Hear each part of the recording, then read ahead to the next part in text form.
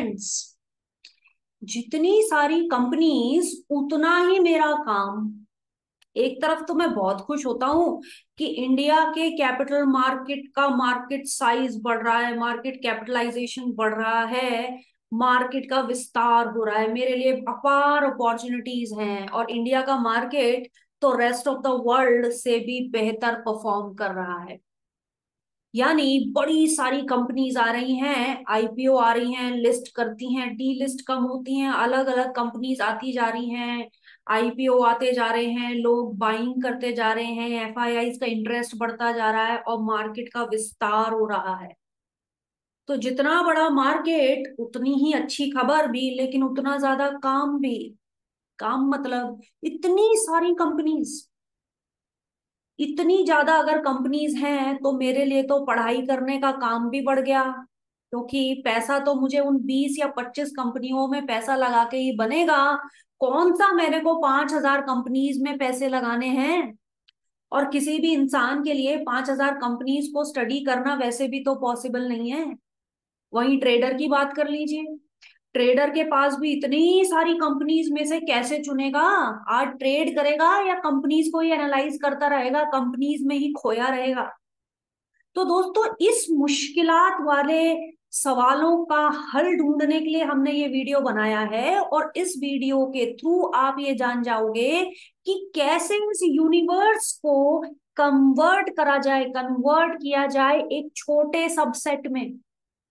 आपके ऑब्जेक्टिव के हिसाब से कितना अच्छा हो वो कंपनीज छन के सामने आ जाए। जैसे फॉर एग्जांपल, मेरा एजेंडा तो सिर्फ बड़ी कंपनीज में पैसे लगाने का है। मैं तो बहुत डरती हूँ, छोटी छोटी कंपनीज से दूर रहना चाहती हूँ। मैंने सुना तो बहुत है कि मिड कैप और स्मॉल कैप में रिटर्न्स बनते हैं, बट मुझे फिलहाल डर लगता है, तो मैं तो बड़ी कंपनी के साथ ही बनी रहना चाहती हूँ, उसी में इन्वेस्ट करना चाहती हूँ। ये सारी small cap company, mid cap company मेरी नजरों के सामने से हटा लो और मुझे सिर्फ लार्ज कैप कंपनीज दे दो। उनमें से मैं अपना कुछ और एडिशनल लॉजिक लगा के अपना इन्वेस्टमेंट का डिसीजन करना चाहूंगी। या फिर आप एक ऐसे इंसान हो सकते हो कि कंपनियों पे पैसा लगाना है या मुझे तो डिविडेंड की इनकम कमानी है। लंबे समय तक मैं तो पैसा लगा के छोड़ देना चाहती हूँ और डिविडेंड मेरे को मिलता रहे, मेरा घर का खर्च चलता रहे। 20 साल के लिए अच्छी कंपनियों में पैसे लगा के छोड़ना है, इधर उधर की बातें मत करो, बस वही कंपनीज चुन के मेरे सामने ले आओ। देखिए, दोनों ही कितने अलग अलग ऑब्जेक्टिव्स हैं। वर्सेस आप एक ऐसे इंसान हैं, आप कहते हैं नहीं, मैं तो थोड़ा सा रिस्क लेने के लिए तैयार हूँ, एक नई थीम इवॉल्व हुई है, मैं तो आईटी सेक्टर में ही पैसा लगाऊंगा, आईटी पे बेट लगा देता हूँ क्योंकि यूएस मार्केट्स रीबाउंड कर रहे हैं। आईटी एक ऐसा सेक्टर है, बहुत समय से परफॉर्म नहीं किया, अब जब ये चलेगा तो बस यही चलेगा। काफी ज्यादा अभी टर्न डाउन सेक्टर है, अब यहाँ पे पैसा लगा के छोड़ना चाहिए मुझे 6 महीने। ये सारे बैंकिंग के, ऑटो के, ये सारे सारी की कंपनीज मेरे सामने से हटा लो। तो जब आप कहते हो ना ये कंपनीज मेरे सामने से हटा लो और ये वाली कंपनीज छान के मुझे दे दो, ठीक है, तो काम आता है फ्रेंड्स स्क्रीनर। स्क्रीनर हमारी इस सब चीजों को आसान कर देता है, thanks to the digital development, digital facilities जो हमारे साथ हैं।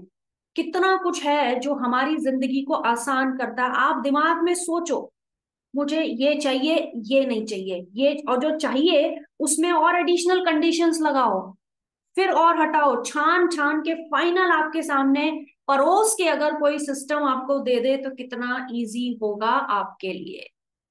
इसीलिए दोस्तों, आज हमने ये वीडियो बनाया है।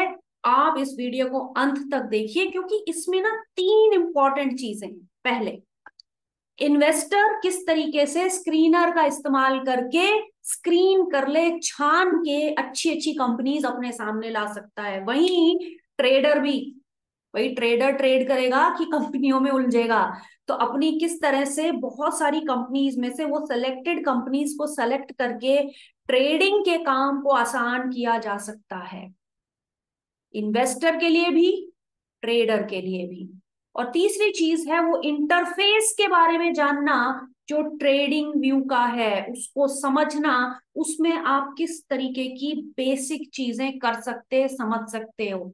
तो ट्रेडर बनना है चाहे इन्वेस्टर बनना है, तो अपना सिस्टम अपने सामने रख के उसके साथ दो दो हाथ क्यों ना हो जाएं आज इस वीडियो में। तो दोस्तों चलिए शुरू करते हैं।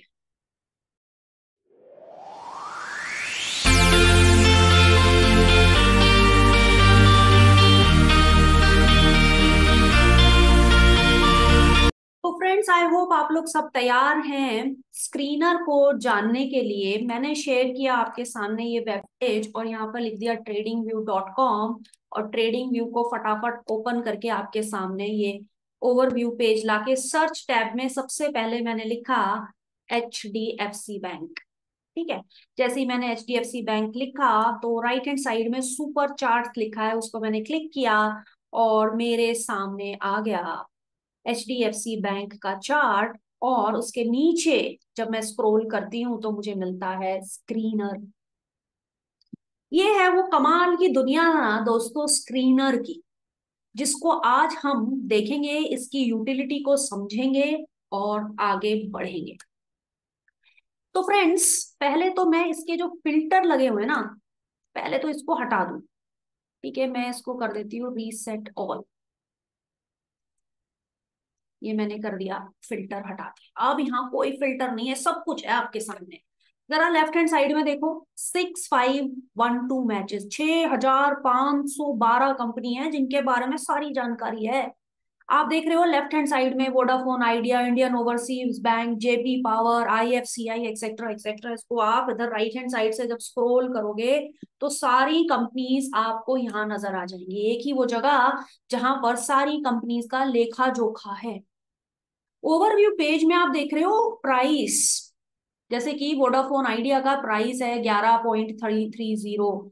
कितना रुपया बढ़ा आज, 4.5% बढ़ा। कितना रुपए मतलब रुपी में कितना चेंज हुआ, परसेंटेज में कितना चेंज हुआ, है ना। 11 रुपए का शेयर जब 4% हिलता है तो सोचिए 0.45 रुपए, आधा रुपए से भी कम का उसमें चेंज आता है। वहीं अगर कोई 5,000 का शेयर 4% बढ़ेगा तो सोचो कितना बड़ा उसके अंदर प्राइस के टर्म्स में चेंजेस आते हैं। तो दोस्तों आपको ये सारी चीजें यहाँ दिख रही हैं कि प्राइस है, परसेंटेज चेंज है, रुपए में कितना चेंज हो रहा है।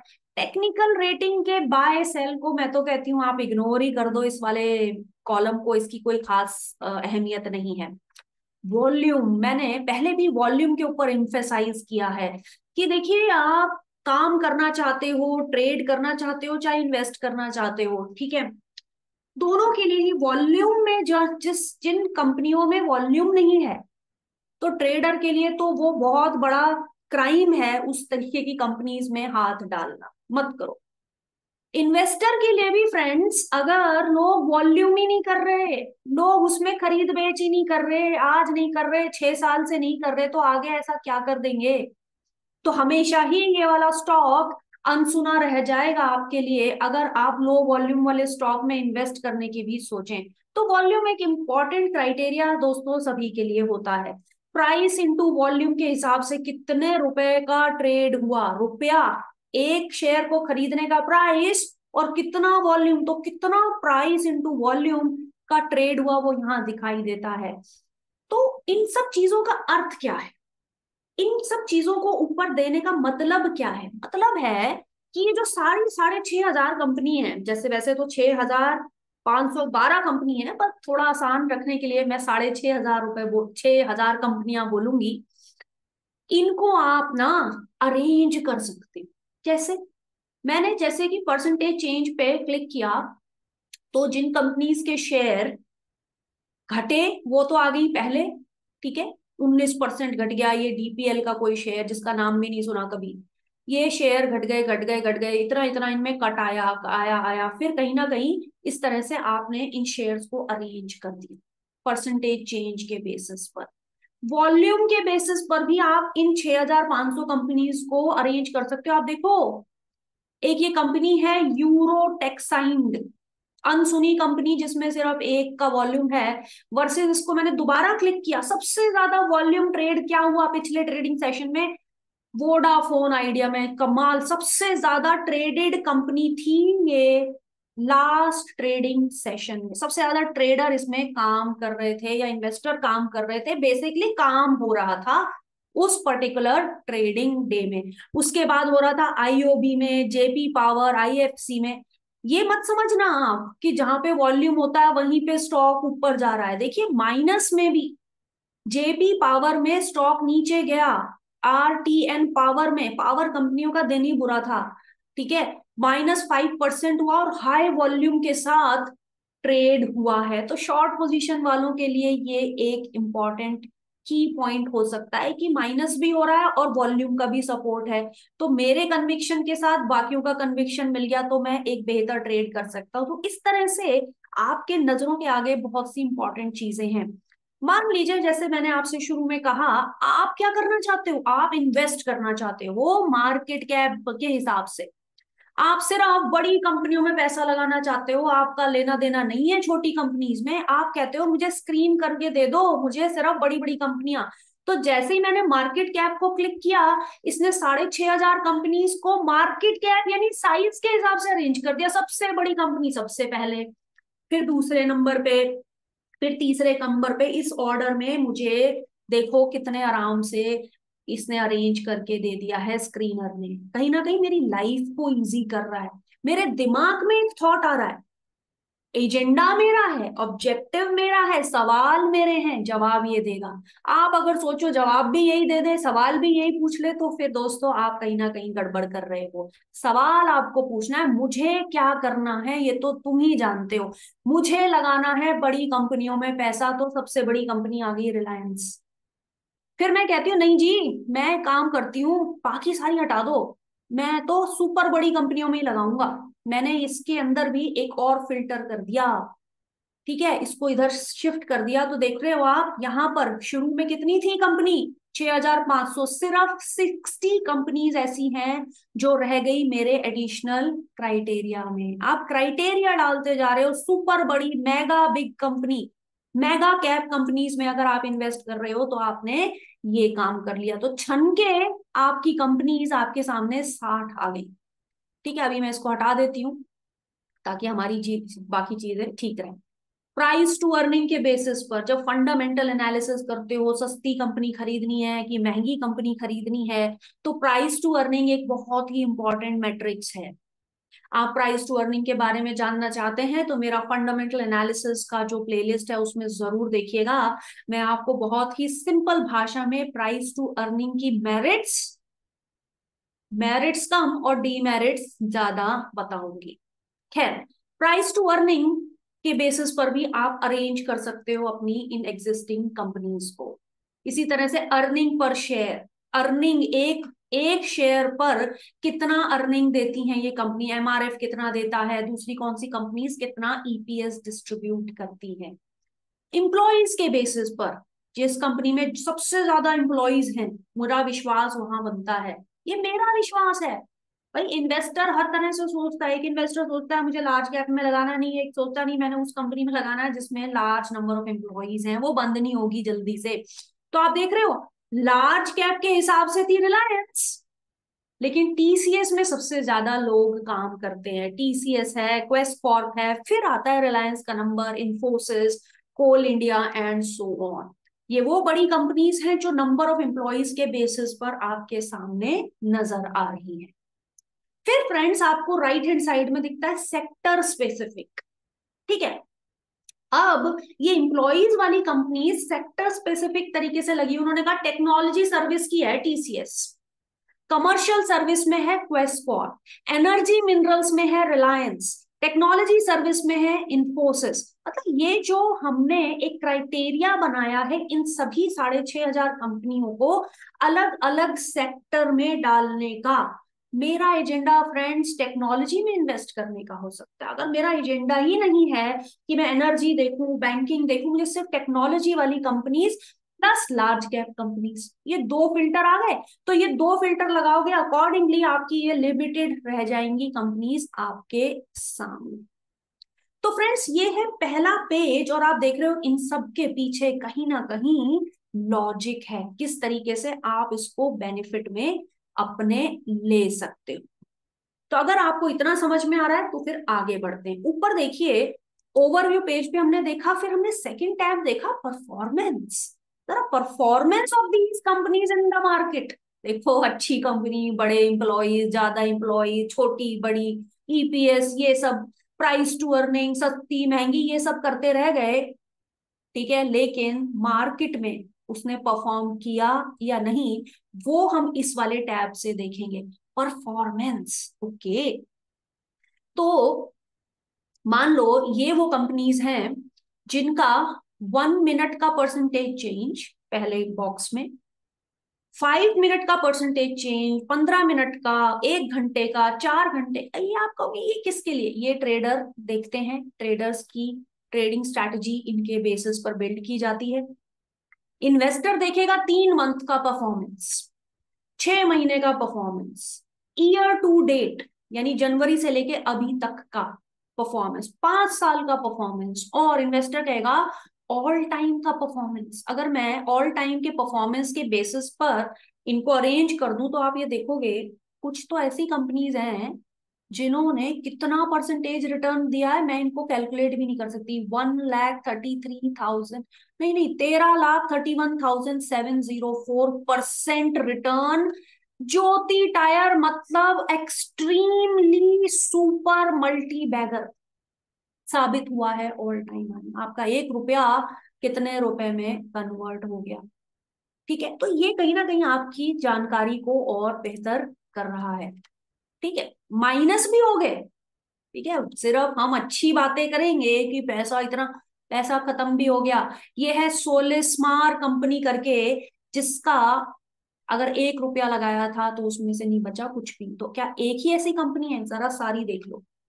99% मतलब अभी भी हैं लिस्टेड, लेकिन इन्होंने किस तरह से इन्वेस्टर की वेल्थ को इरोड कर दिया। तो दोस्तों, फंडामेंटल एनालिसिस में आप ये सब सीखते हो कि कैसे आपका पैसा इस कंपनी में तो ना लगे, और हाँ, इस कंपनी को खोजने के तरीके। गारंटी तो दोस्तों कोई नहीं देता। इस तरह की कंपनी जैसे सिम्फनी हो गई आपकी, विंटगोरिया हो गया, 10AGG हो गया, अदानी एंटरप्राइजेस हो गया, देखिए जरा कितना इन्होंने अपने इन्वेस्टर्स को वेल्थ जनरेट करके दिया। इनको खोजने के तरीके और गंदी कंपनियों से बचने के तरीके आप खोजते हैं, समझते हैं फंडामेंटल एनालिसिस में। ठीक है, तो ये है कुछ कंपनीज का कुछ लेखा जोखा। साथ में दोस्तों, सिर्फ रिटर्न की बात करोगे, रिस्क की बात नहीं करोगे तो कैसे चलेगा। तो लास्ट के 2 कॉलम हैं रिस्क के, जो लास्ट में लगाए तो गए हैं लेकिन बहुत ही इंपॉर्टेंट है। बीटा के बारे में है, वॉलेटिलिटी के बारे में है, ये जो रिटर्न ये जनरेट करते हैं ये कितना डेविएट होता है, ये जो रिटर्न जनरेट करते हैं ये अपने मार्केट से ज्यादा या ओवर ओवर होता है कि कम होता है। मार्केट 1% गिरता है तो मेरी ये जो कंपनी है ये मार्केट से ज्यादा गिरती है, मार्केट के बराबर गिरती है, या मार्केट से कम गिरती है? ये सवाल है ना। तो इन सवालों के जवाब आप बीटा में ढूंढते हो। बीटा क्या होता है, ये सब चीजें क्या होती हैं, ये आपको दोस्तों कहीं ना कहीं मेरी प्लेलिस्ट में जरूर मिल जाएगा। लेकिन फिलहाल हम सिर्फ समझ रहे हैं कि कैसे हम स्क्रीनर का इस्तेमाल करके अपना फोकस रख सकते हैं। हो सकता है कि मेरा एजेंडा एक ऐसी कंपनी को ढूंढने का है जो कि लो बीटा कंपनी है, जो ज्यादा रिस्की नहीं है। ठीक है, तो मैं इसमें लिख सकती हूँ बीटा बिलो 1। ठीक है, इसके अंदर लिख भी सकती हूँ मैं बीटा बिलो 1। तो मुझे बता दो ये वो कंपनीज हैं जिनका बीटा कम रहता है, जो कम रिस्की रहती हैं एज कंपेयर टू मार्केट। ठीक है, ये आपके सामने लिस्ट होके आ गया। ओके, तीसरा आप ऊपर देखो क्या लिखा है, एक्सटेंडेड आवर्स, उसको आप इग्नोर कर दीजिए, फिलहाल उसकी जरूरत नहीं है। वैल्यूएशन, यहाँ पे बात आती है सारी की सारी फंडामेंटल एनालिस्ट। इन्वेस्टर देखता है size of the company, investor देखता है price to earning, price to earning के बेसिस पे अरेंज कर दो, प्राइस टू रेवेन्यू के बेसिस पर, ईपीएस के बेसिस पर अरेंज कर दो, एंटरप्राइज वैल्यू के बेसिस पर अरेंज कर दो। ठीक है, तो ये कुछ वैल्यूएशन मैट्रिक्स हैं जिसके बेसिस पे आप अपनी कंपनीज को अरेंज कर सकते हो, और उसमें आप एक वैल्यू भी इनकॉर्पोरेट कर सकते हो। भाई आपका जैसे ईपीएस, ईपीएस के राइट हैंड साइड में आप कह रहे हो कि ईपीएस जिनका अबव अ सर्टन वैल्यू हो वही कंपनी मुझे दिखा दो। 100 मैंने डाल दिया। तो आप देख रहे हो 6,500 कंपनी नहीं, 164 कंपनीज ऐसी लिस्ट होके आ गई जिनका ईपीएस 100 रुपए से ज्यादा। यानी फिर से मैं पूछ रही हूँ कि मुझे वो कंपनी दीजिए जिनका ईपीएस कम से कम 100 रुपए हो और उससे ऊपर, मुझे बस वहीं पैसा लगाना है। देखिए ये मिल गया। आप क्या कर रहे, 6,500 की टेंशन नहीं ले रहे, आप कह रहे हो नहीं मेरे को तो ईपीएस जहां पे 300 रुपया है वो वाली कंपनी छोड़ के छांट के दीजिए। तो 32 मैचेस आ गए आपके सामने। You think of an idea, it will screen it for you and give it to you. ठीक है, चलिए इसको भी मैं हटा रही हूं। आप इसको अपने समय समझ से भी, अपने समय के अनुसार भी इस पे जरा आप प्रैक्टिस करके देखिए और समझिए। अगला टैब ऊपर दिखता है फ्रेंड्स, डिविडेंड का। ठीक है, प्राइस तो दिया ही हुआ है, डिविडेंड यील्ड, कितना परसेंट डिविडेंड देती है ये कंपनी परसेंटेज टर्म्स में। ठीक है, और डिविडेंड कितने रुपए में दिया, कितने रुपए का डिविडेंड इन्होंने मतलब डिस्ट्रीब्यूट किया, और डिविडेंड पर शेयर कितना है। तो डिविडेंड के ही तीन मायने हैं। पहला है टोटल परसेंटेज में कितना है, कितना अमाउंट में है, और कितना डिविडेंड पर शेयर में। मैंने अरेंज कर दिया और बड़ा बड़ा आपके सामने लिखा हुआ है। टीसीएस एक ऐसी कंपनी है हिंदुस्तान की जो सबसे ज्यादा डिविडेंड देती है। अब आप फिर से सोचो, अगर आप डिविडेंड खोज रहे हो अपने इन्वेस्टमेंट में, तो ये रही वो कंपनियां, टीसीएस हो गई, हिंदुस्तान जिंक हो गई, ओएनजीसी, आईटीसी। मैं ये नहीं कह रही कि यही बेस्ट कंपनीज हैं। एजेंडा क्या है तुम्हारा? एजेंडा है उन कंपनीज में पैसा लगाना जो डिविडेंड देती हैं।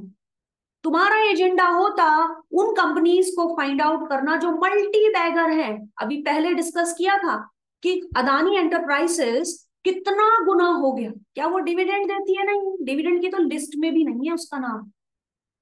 तो क्या वो कंपनी अच्छी है या ये अच्छी? दोनों अच्छी हैं, दोनों ही एक पर्टिकुलर ऑब्जेक्टिव को फुलफिल कर रही हैं। सोच लो ऑब्जेक्टिव और उसको खोज लो। ठीक है, चलिए आगे देखते हैं मार्जिन्स। मार्जिन का क्या मतलब?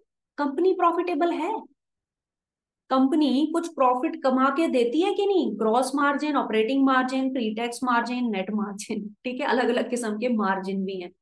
ग्रॉस मार्जिन यानी चीजों को बनाने में जो खर्चा आ रहा है उसको, सेल करती है, कॉस्ट लगती है, दोनों का जो डिफरेंस है उसके बेसिस पर आप निकालते हो ग्रॉस मार्जिन। ऑपरेशंस करने के मार्जिन, टैक्स देने से पहले का मार्जिन, नेट मार्जिन यानी अपनी कमाई में से खर्चे भी जब आप मीट कर देते हो तो नेट मार्जिन। मार्जिन कितना है? मार्जिन एक इंपॉर्टेंट फंडामेंटल इंडिकेटर होता है फ्रेंड्स, टू जज a company who can not be profitable can never benefit it's investors. तो जो खुद ही अच्छा बिजनेस नहीं कर पा रही, जो खुद ही अच्छा मार्जिन नहीं जनरेट कर पा रही, तो मुझे क्या डिविडेंड देगी? ठीक है, तो उस क्राइटेरिया पे मैं डिसाइड कर रही हूँ, अरेंज कर रही हूँ अपनी कंपनीज को, यानी मार्जिन के बेसिस पर। ठीक है, लास्ट में फ्रेंड्स आपके सामने बैलेंस शीट के बारे में भी आता है। करंट रेशियो के बेसिस पे आप अरेंज करना चाहते हो कंपनीज को, या आप डेट टू इक्विटी के रेशियो पे अरेंज करना चाहते हो। ठीक है, कि भाई कितना लोन ले रखा है as compare to owners capital, किसका ज्यादा है किसका कम है। मुझे नहीं लगाने पैसे उस कंपनी में जिसने ज्यादा लोन ले रखा है। ये आपने अपने लिए एक दिमाग में क्राइटेरिया सेट किया, एंड अकॉर्डिंगली आपके सामने कंपनीज है। Net debt, quick ratio, assets, debt, current assets and so on. So सारा का सारा आपके सामने लेखा जोखा इन कंपनीज का यहाँ पर है। इन क्राइटेरियाज के बेसिस पर आप कंपनीज को अरेंज कर सकते हो। आप वो वैल्यूज भी इंकॉर्पोरेट कर सकते हो। कह सकते हो कि भाई करंट रेशियो जिनका अबव 2 है, ठीक है, बस वो कंपनी बताओ। ये आपने दे दिया, आपको नहीं करनी अरेंज। आपने एक और फर्दर अपने लिए नियम बनाया है कि नहीं भाई, जिसका अपना जो शॉर्ट टर्म में नहीं बढ़िया कर सकती वो लॉन्ग टर्म में क्या देगी, है ना? तो क्रिसिल है, आपकी कैस्ट्रल इंडिया है, ये जो कंपनीज हैं इनका करंट रेशियो 2:1 आपने डाल दिया। डबल करंट एसेट्स हैं as compare to current liabilities, और आपके सामने आ गई।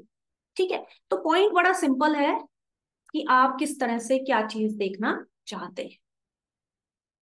तो फाइनली फ्रेंड्स, हमने इस वीडियो में स्क्रीनर की मदद से अपने ऑब्जेक्टिव्स के बेसिस पर कंपनीज को स्क्रीन करना सीखा, अरेंज करना सीखा। और हम ये समझते हैं कि इन्वेस्टर के लिए या ट्रेडर के लिए स्क्रीनर एक बहुत ही इंपॉर्टेंट टूल है। तो फ्रेंड्स, अगले वीडियो से पहले आप एक छोटा सा काम कीजिए। टॉप 5 कंपनीज ढूंढिए on the basis of market capitalisation, top 5 companies on the basis of EPS, top 5 companies on the basis of best year to date returns. जी हाँ फ्रेंड्स, ये 3 तरीके के क्राइटेरिया लगा के जरा आप देखिए कि क्या आप स्क्रीनर को बेहतर तरीके से इस्तेमाल कर पा रहे हैं या नहीं। और उसके बाद दोस्तों हम मिलेंगे अगले वीडियो में, तो बने रहिए दोस्तों मेरे चैनल के साथ। Best of wishes.